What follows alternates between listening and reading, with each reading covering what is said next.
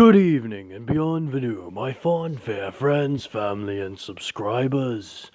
This is your humble narrator, Diomedes Rouge, here to bring you part 2 of What If a Monster Hunter Got Sent to the World of Ruby. Now, where we last left off, our young friend, Ignatius, well, he just got to relax for the first time in a while. Well, technically, since coming here, made a few new friends, and, well, finally got talked out of his armor. Now, the morning has come. Everyone in the auditorium, as I guess you would call it, or the main hall, is getting prepped and ready, but Ignatius is nowhere to be seen. For you see, Ignatius woke up at 4 in the morning. Hunter instincts and such. Always must start the day early. And so he does. He straps on his armor, his arms, in which this case he brings out an old favorite of his. The Axleon Blade. The Charge Blade of Fire. Now, if you don't know what this weapon is, or what it can do, allow me to give you a brief summary. The sword that you see on the screen there, it's about almost as tall as Ignatius himself. Why, yes. The blade itself stands at around 5 foot long and is meant to be used one-handed. The shield, it stands roughly around the same height, at 4.5 feet tall, and is about 2.5 feet wide, 1 foot thick, and weighs a very decent amount, you could say. Why, yes. This is not a tiny man weapon. Most weapons in Monster Hunter are not. The reason for these particular weapons, and this shield in particular, to be so heavy is because this is what's called a morphing weapon. The sword is meant to be sheathed inside of the shield, and upon releasing of a lever, well, both axe and sword and shield combine to create a giant two-handed axe that, when properly used, creates explosions. In this case, flaming explosions. All the better. Now, after getting that very brief summary, and yes, believe me, that was brief, allow me to continue. He gets his gear set up, he gets his weapon of choice attached to him, and he collects his items. Some standard potions, mega potions, life dust, because he does not know if he's going to need to help anyone. And life dust is always good in case multiple friendlies are in need of assistance. A couple of traps, just to be on the safe side. And, well, a few antidotes and herbal medicines. He finishes it up by, well, making a meal out in the front of the building, which Glinda sees No, not Glinda. Ozpin sees from the top window because I would say Ozpin doesn't get much sleep himself as well. And he just looks at this young man creating, well, from this bonfire, creating a somewhat luxurious meal from the top. Just goes, this is going to be a very interesting year. As well, Ignatius digs into it and has his breakfast. A couple of hours later, he's already at starting area for the Emerald Forest. He takes out some binoculars and gets a survey of the area, getting a rough estimation of where everything is and where everything will be. Because Ignatius is a hunter after all. And hunters, if nothing else, always do prep work before they jump haphazardly into a fight. Whether that be just stocking up on potions or creating a specific loadout to fight off a certain opponent.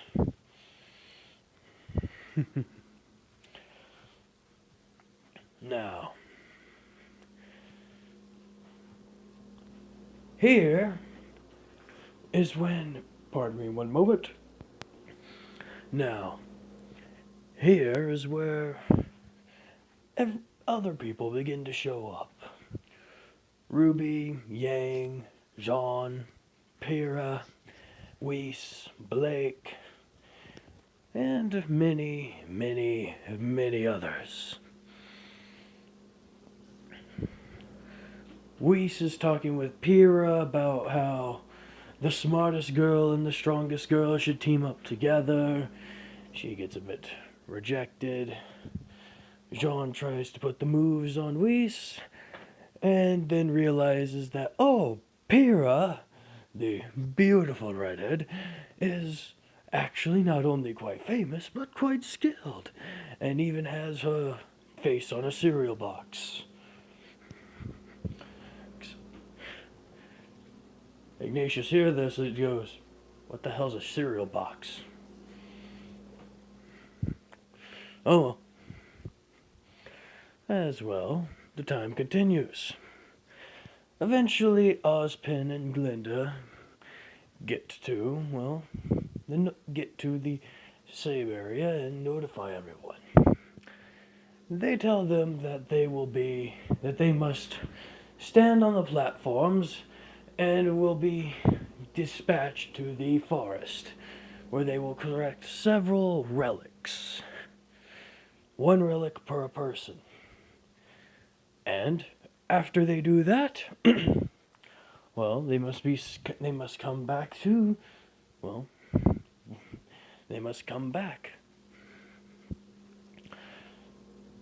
Ignatius just goes, an odd choice, but very well.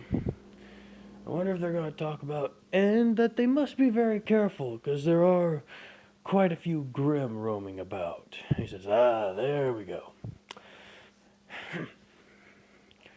Very powerful and very dangerous Grimm. If you aren't on your guard, you can die. Makes sense, he thinks in his head. As Jean begins to state, so, how will we be dispatched over there? Are we going on a bullhead, or... No, you'll fall in. You're like, wait, what? What do you mean we're going to be falling? As, well, the platform from underneath him launches him straight into the air. Meanwhile, I forgot to mention the part where the person that they meet up with will be their next partner for the next 4 years, but, oh well, I forgot about that. My apologies. Get a little bit too excited for this one. I planned a good fight. Anyways, explain that. Jean screams as he gets launched. Ignatius gets launched into the air, and, well, he goes, was not expecting this, but very well. As he gets higher and higher into his arc, upon his immediate descent, he pulls out his weapon and, well, does a power slam all the way back down.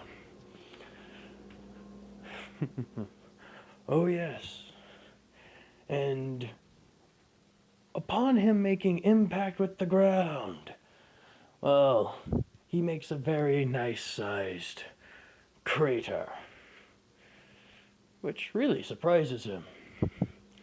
He gets up and out of the small crater and he goes, The land here must be very soft. Couldn't even handle a power slam. Whenever I used to do this back home, the ground wouldn't even budge. Well, as he gets himself out, shrugs it off, and, well, continues walking with his weapon drawn, just in case anything can and will go wrong.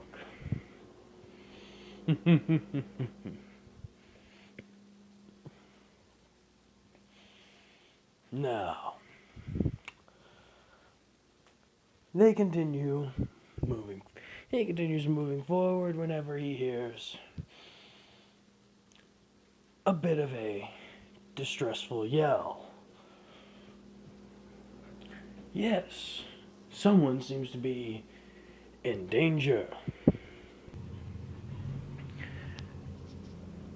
After a brief period of movement, he's able to catch up and sees, well, a young man blasting a horde of Beowulfs with what appears to be a light bowgun, at least according to his standards. Because remember, Ignatius is not from this world. He has no idea what the firearms here are like. He just compares them to whatever he notices, whatever he's used to. Sorry about that, neighbor was being a complete arse. Now, back to this. He sees the young man and, well, he does what he does best. Assists. He knows he's about to be attacked on his flank by a Beowulf and he charges in, immediately going into a charging strike, releasing his charge blade and cutting through the Beowulf with a single slash. The young man is taken aback by this before Eugene says, "Focus! Lay down covering fire! I'll cover your flanks!" Right. And so he does. The young man releases volley after volley of blasts from his cannon, as in turn Ignatius just keeps on hacking and slashing, building up the charge on his blade from yellow to red, storing it in his shield before releasing it around and hacking more of these beasts apart. Ignatius then tells him, "Duck!" "What?" "Duck now!" "Right!" As the young man dives to the floor as, well, Ignatius combines his sword and shield into the mighty charge blade axe and does a 360 horizontal swing and, well, kills several Beowulfs. And whatever the axe doesn't immediately kill, the delayed explosions soon engulf in fire and, well, cause them to howl in pain and writhe in agony as they burn to ash. He in turn releases the charge blade back into its shield and sword format as he says, "Are you alright?" "Yeah, thanks for your assistance. It's no problem. The name's Ignatius Reinhardt. You?" Eugene Shrike." "Right. Looks like we're partnered up." "Yeah, looks like it," as Ignatius puts away his weapon and helps him back up. "So, you injured anywhere?" "Yeah, they kind of got me before I was able to react." "Yeah, you have to be more vigilant," as Eugene pulls a standard potion out of his back and out of his pouch and hands it to him. Drink this, you'll feel better. Seriously? Just do it. Right. He gulps it down and says, all right. So, anything else? So, where you want to head first, partner? Over there. The relic should be within a 1.5 mile radius of us. Do you know the area well? My semblance. It allows me to get a good feel for the land, you could say. If I concentrate hard enough, I can see what goes on with it throughout the area and react accordingly. Let me guess. Only works while you're concentrating on it? Yeah. Think of it like a radar. As soon as I turn it on, I can see everything that's happening within the area. However, during that time, I'm kind of immobile. So, you need someone watching your back, or you can only use it for brief moments while you survey the land and keep moving, right? Yeah. Well, in that case, it looks like you got someone good who can get your back. What weaponry do you use? Right. This is my baby, as he pulls out his, weapon. I call it Heartseeker. Oh, yeah. As he switches as he says, it starts off as this is its high-impact shotgun round, fully automatic. As then he in turn pulls a lever and switches it around into a two-headed axe. This is what I use to, if anything gets hairy and if I need more mobility, if I'm dealing with a more agile target, he presses a button and it splits off into 2 axes. I can move a bit faster with both of these. I see. Not bad. What about you? This is my Axleon Charge Blade. Axleon Charge Blade? Exactly. That's what you named it, Axleon? No, that's the name that was given to it. That was the name given to its style of blade. I'm what you would call a weird hunter. I don't have just one weapon. Really? No. And all in total, I have 23 within my possession. However, this one is the one I chose for this particular mission. The charge blades are one of my favorite styles of weaponry. I see. How'd you cause that explosion? File charge. File charging? Yes, every charge blade has, as he picks out the blade and points off to, a section right above the hilt. You see this little white bar right here, right above where the crossguard hits. Yeah? That's the file. The impact file. Basically, it stores kinetic energy from the blade hitting anything and transfers it into actual energy.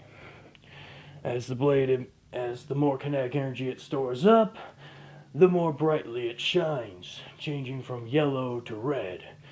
At red, I have to, discharge the excess energy into the shield, which will then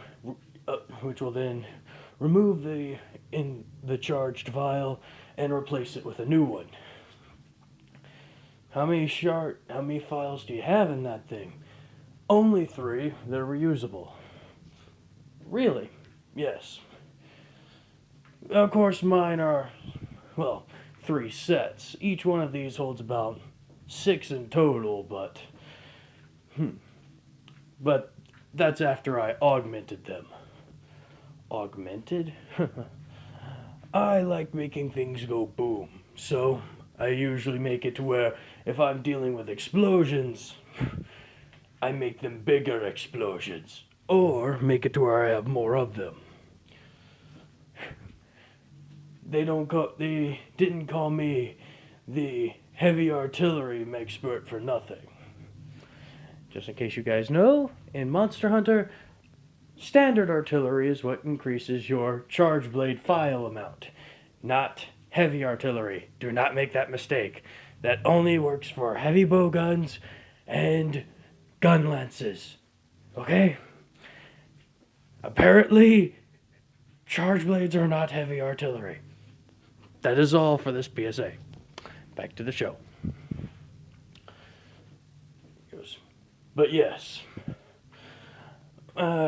building up the energy within them, releasing them, and you can do a few other tricks as well once you're used to it. Really? Like what? Maybe I'll show you, depending on how rough this test gets. They soon start hearing other voices going along throughout the forest as they come across, well,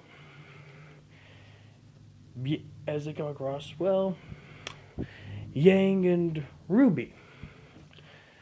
He goes, those two are friends of mine. Really? Yeah. Come on, we should be getting close to our objective. He sees them kind of talking together as they're moving, and Ignatius goes, "Hey, Red! Red, over here!"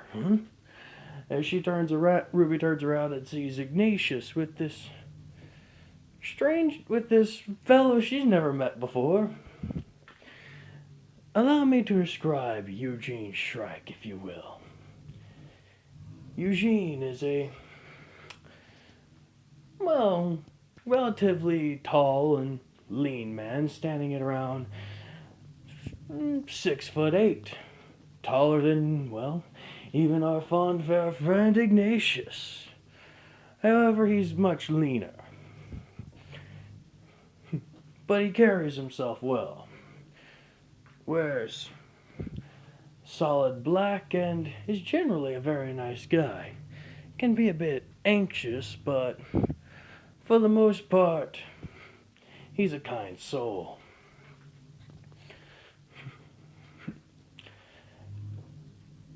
And so, they say, "Who's this?" Meet my partner, as he smacks Eugene on the back of the shoulder. Eugene Shrike.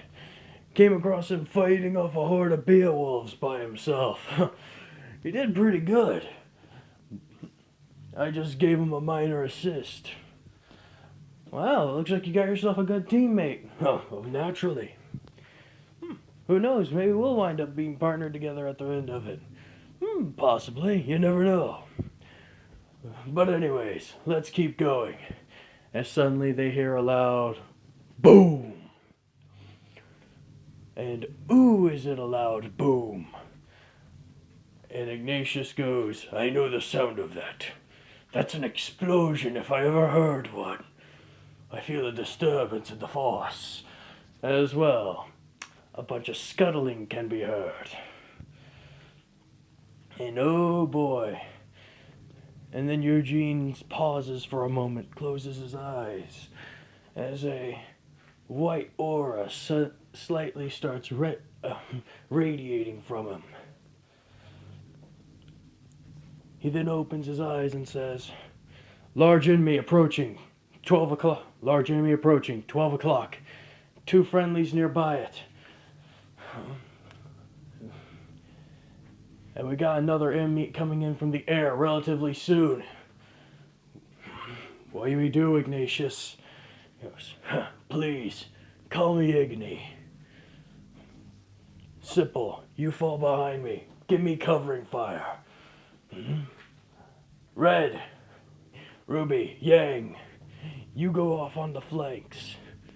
I want to see what this thing's gonna be." As he pulls out his charge blade, and, well, he says, "All right, 5 files left. Let's see if this thing's worth it."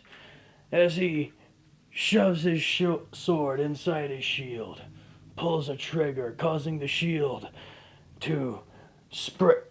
eyes of the shield to break apart, and I guess you would call it a piston, shooting out from the back of it. As suddenly he spins around in a full 360, causing the shield to start glowing and radiating this red energy from it. And the heat giving off by it is intense. As a large scorpion with bone plates and deep red eyes charges forward, as a young woman with orange hair and a white, pink, and black outfit is launching off of it. And a young man with 2 pistols and a relatively dark green and black outfit are, moving away from this creature. This creature brings down its claws upon Ignatius, only to be rebuffed by an explosion of fire radiating from his shield.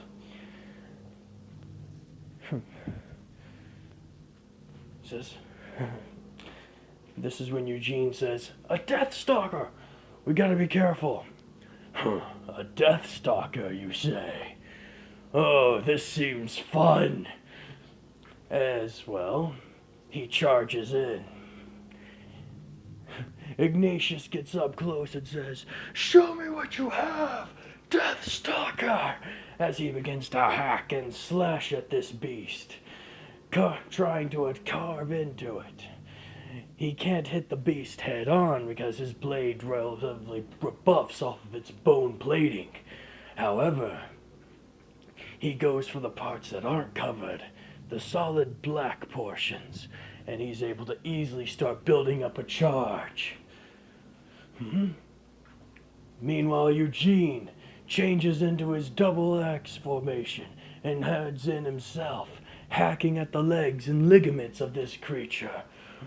Ruby and Yang Yang charging in, pounding at the sides of the claw as it begins to hammer it down, trying to disperse them.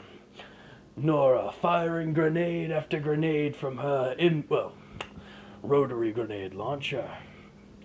And Ren, doing what Ren does, being a badass, trying to cut off its tail or do something like that. However, what they don't realize is soon they are surrounded by Beowulfs. Oh yes, this is getting interesting.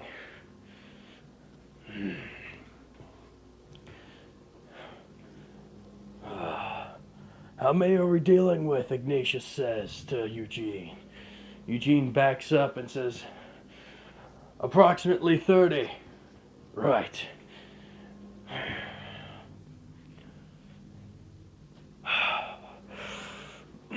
As the Death Stalker brings down its mighty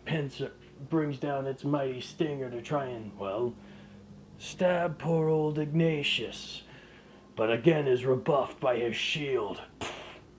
He deflects it, comes across, and brings down his blade upon it, removing the tail stinger, causing this beast to shriek in pain and agony as it gets all the matter. Ignatius then screams out to Yang and Ruby to to take care of the Beowulfs. Eugene, provide them covering fire.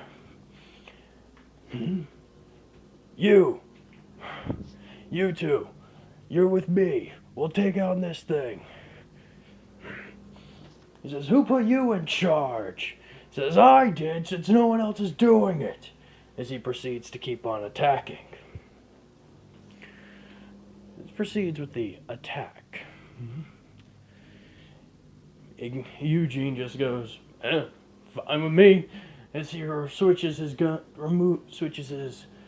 Heartseeker back into its fully auto shotgun and, proceeds to start blasting away at the Beowulfs. Meanwhile, Ruby and Yang proceed to do their jobs, charging forward with their scythes and charging forward with her scythe, well, dispatching wolf after wolf, while Yang is easily able to blow apart any competition with her gauntlets. He asks the two new people to cover him for 5 seconds. Keep this thing destructive for 5 seconds, that's all he needs. As he's realized he has exactly 45 seconds of energy left on his shield. And he has a full charge. And he has a full charge not only stored in his shield, but ready again in his sword. They say, okay. As they charge in, he brings his sword and he brings his sword and shield down to a horizontal position with the blade, vertical position, my apologies, with the sword tip, pardon, with the handle of the sword impacting itself into the ground, as he and then transfers the energy from the stored files within the shield to the blade itself, causing it to streak in a yellow blur. As he and then removes the files stored within the sword back into the shield.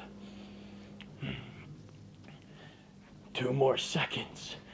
As he in turn brings his sword around, releases the latch, and combines them into, well, the charged blade axe.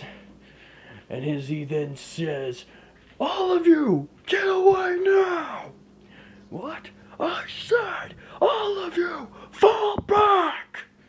As they all fall back, as he then in turn brings down the lever, causing the shield to, well, begin to slightly come downwards as he spins it around, winding it over his head. The Beowulfs try to interrupt, but they are far too late, because he's already set up everything. I don't get to bring this out often, but when I do, I enjoy every second of it.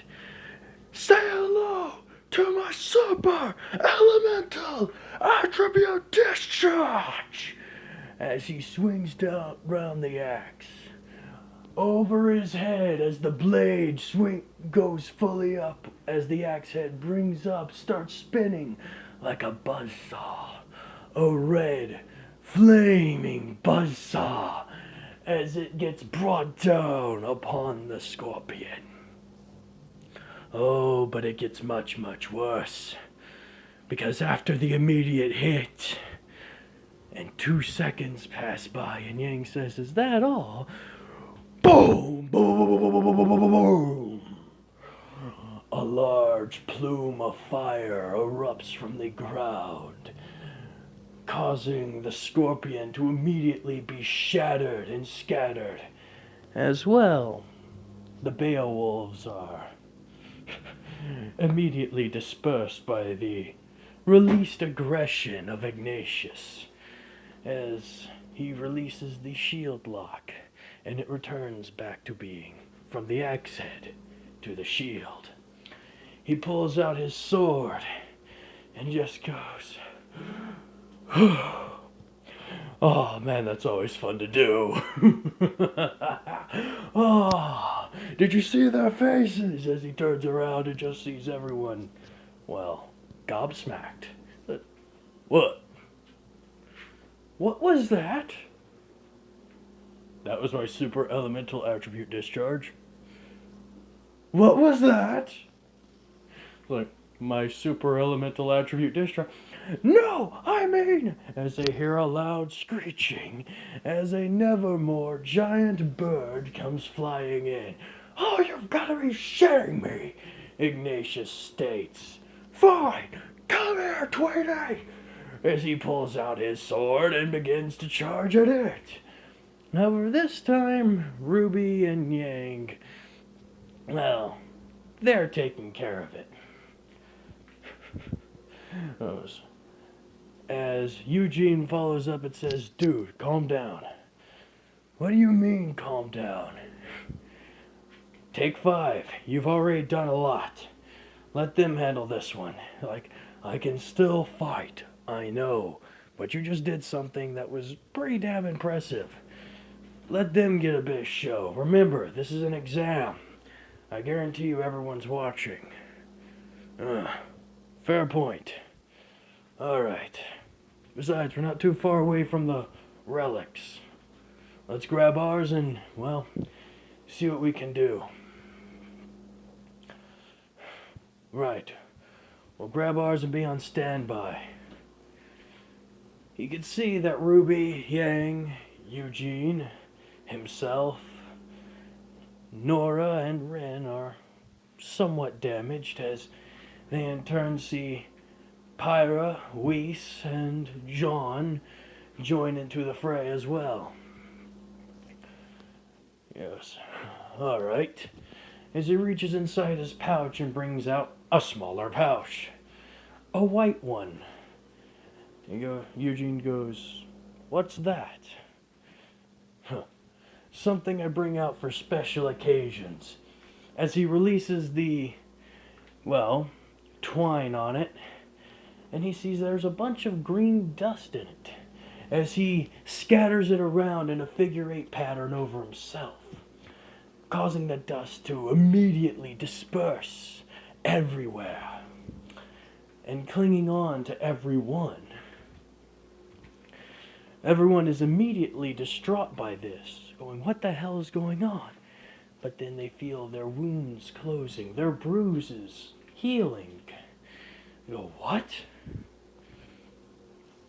As he goes, no need to thank me, just keep fighting.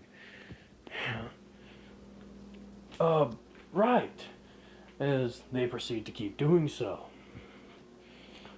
For Ignatius knows one thing, and one thing very well. Teamwork makes a dream work.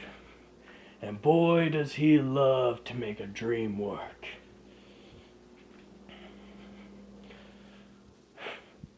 He gets to the place where the relics are, and, well, he finds a bunch of chess pieces. Eugene says, these are the relics? We could have nearly died for chess pieces. I've had to go through worse stuff for less. What do you mean? Have you ever tried gathering wyvern eggs? Yeah, just for a bit of money. Wyvern eggs, not fun. Oh well. Or mushrooms. Oh, good lord. Had to go into a specific area to gather mushrooms before. Oh, and the Lady Agorist was not happy. What? Nothing. I'll tell you more later. As he in turn starts looking for one that kinda just appeals to him as he picks up a white bishop. Goes, Eugene in turn also picks up a white bishop and he says, alright, I guess it's time we head back. Right.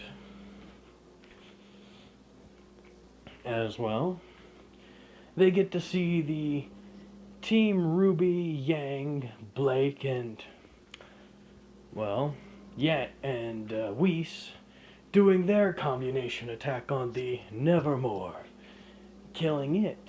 They go, impressive. That is quite astounding. Coming from you, the guy who made a giant rotating axe blade and created a path of devastation and explosions that destroyed several trees. Yes, because that one looked cooler. I will never understand you. Be like, oh, sorry?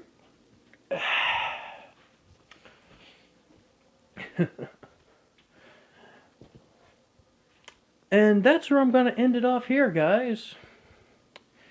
Yes. Now, I know this one's relatively short, but it's action-packed. It's full of fun, in my opinion. And I decided to give you guys a bit of a deadline. Yes. For you see, before I make the part 3 and 4 coming tomorrow, yes, there will be a double upload tomorrow. Don't worry, one will be in the morning, one will be in the evening. More than enough time to be able to watch both of them. Now,